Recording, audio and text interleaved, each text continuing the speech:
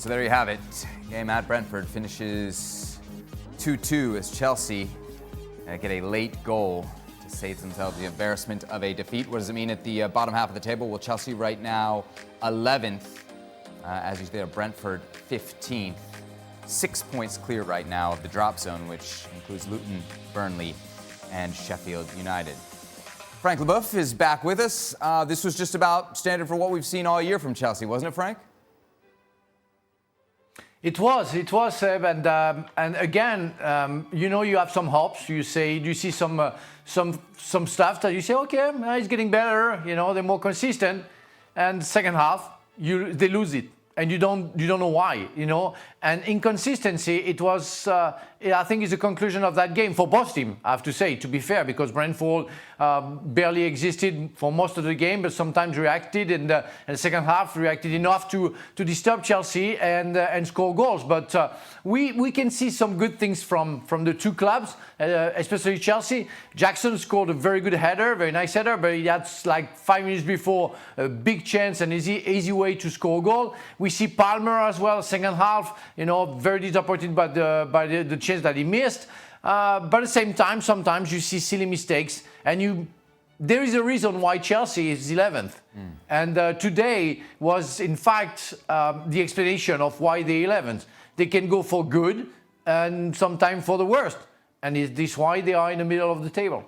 Jules, Pochettino after the match was talking about effort, which, to be fair, he's always seemingly talking about effort when things go bad at Chelsea. It sounds like, from what we saw on the TV in this game, the fans are starting to get fed up with it. Is that fair?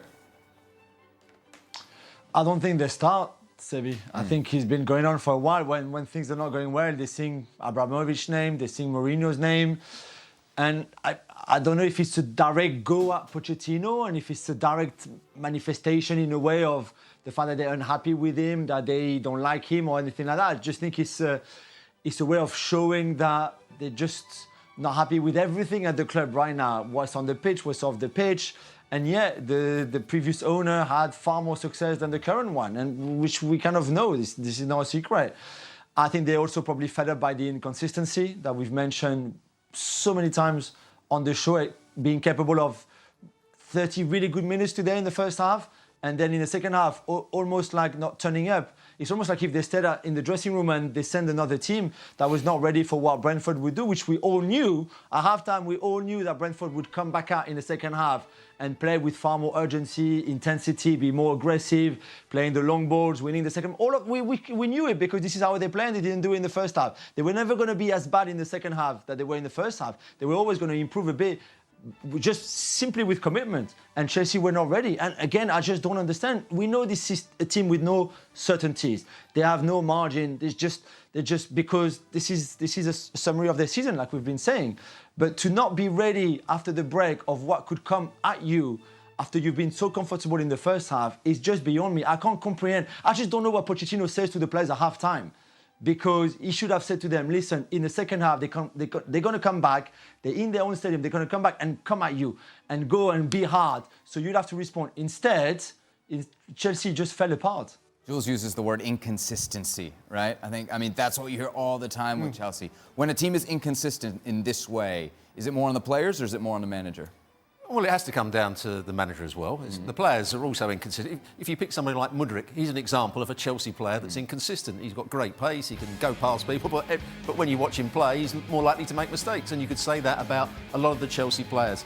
He seems more settled on his formation now, with that midfield three playing more often than not. Chilwell at left wing back and Gusto at right wing back. That sounds like progress. There is some sort of progress in terms of consistency of selection. And he obviously fancies Jackson rather than Nkunku, who's not fully fit at the moment. And Palmer's playing in one of those forward roles. He left Sterling out the side today, who came on and did OK for the last 15 minutes. But Jules is right. They are inconsistent, both with their effort and their performances. I saw you on the website talking about this game, and you said now they should just focus on the FA Cup. I think they got Leicester in the next round. I mean, would you even have confidence in Chelsea against championship-level opposition? No, not at all. How can you? Because you don't know what you're going to get. Listen, Brentford are a team that plays like championship teams. It's basically what it is. So there's no question that a championship team can give this Chelsea side problems at different stages of the game. Yes, for periods, they look like a proper team, but then all of a sudden that just disappears. And for me, yes, you can blame the coach, but at the end of the day, it's down to the players on the field, and in particular, nobody on the field who can get round the team and make sure that doesn't And he took happen. off what I would say was his leader in Fernandes well. today. He took him off with 20 minutes to go. Frank, final thought on Chelsea to you? Well, for me, Pochettino should be the last to be blamed because I think the board should be first blamed for the decision that they made. Then the players, as Stevie said, they're on the field.